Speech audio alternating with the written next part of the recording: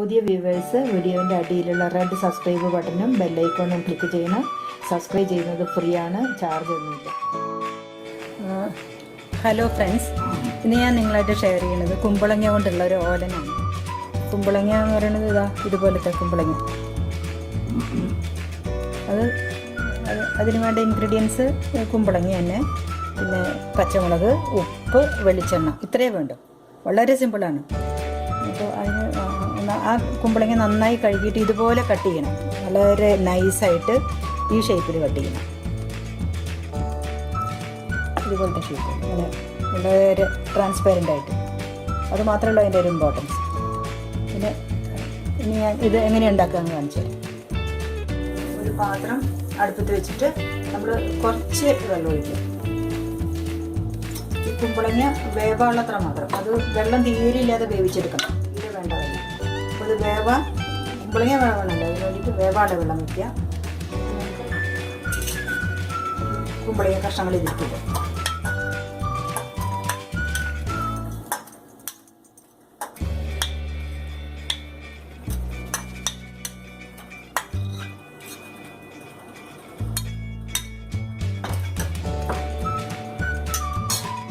ഒന്ന് വെന്തതിന് ശേഷം നമുക്ക് ഉപ്പിടാം. അതുവരെ ഒന്ന് അടച്ച് വെച്ച് വേവിക്കാം.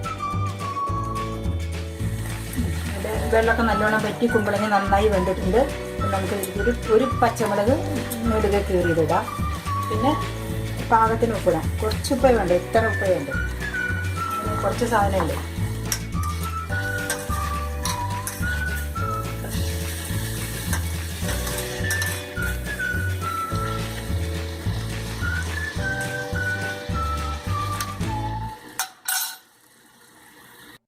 ഇനി നമുക്ക് ഇതിനെ ഒരു പാത്രത്തിലേക്ക് മാറ്റാം. അപ്പോൾ കുമ്പളങ്ങയുടെ ഓലൻ ശരിയായിട്ടുണ്ട്. നന്നായി കുക്ക് ചെയ്തിട്ടുണ്ട്. ഇനി ഇതിൻ്റെ ഏറ്റവും ഇതിൻ്റെ ഇമ്പോർട്ടൻ്റ് ഒരു സ്പൂണ് കോക്കനട്ട് ഓയിൽ ഒഴിക്കണം. അതാണ് അതിൻ്റെ വാസനയും സ്വാദും ഒക്കെ.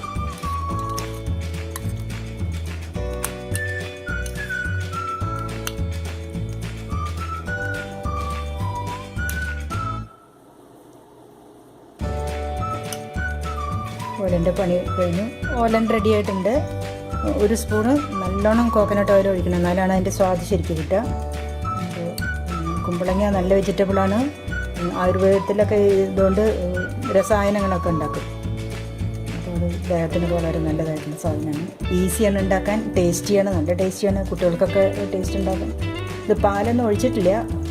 പാലൊന്നും ഒഴിക്കേണ്ട. ഒരു ഇതിൻ്റെ ഒറിജിനൽ ടേസ്റ്റും സ്മെല്ലൊക്കെ കിട്ടണമെങ്കിൽ ഇങ്ങനെ തന്നെ ഉണ്ടാക്കും. ഇനി പയറൊക്കെ ചേർത്ത് പാലൊക്കെ ചേർത്ത് വേറെ തരം ഓലനുകളൊക്കെ ഉണ്ട്. ഇത് വേറൊരു സ്പെഷ്യൽ ഓല.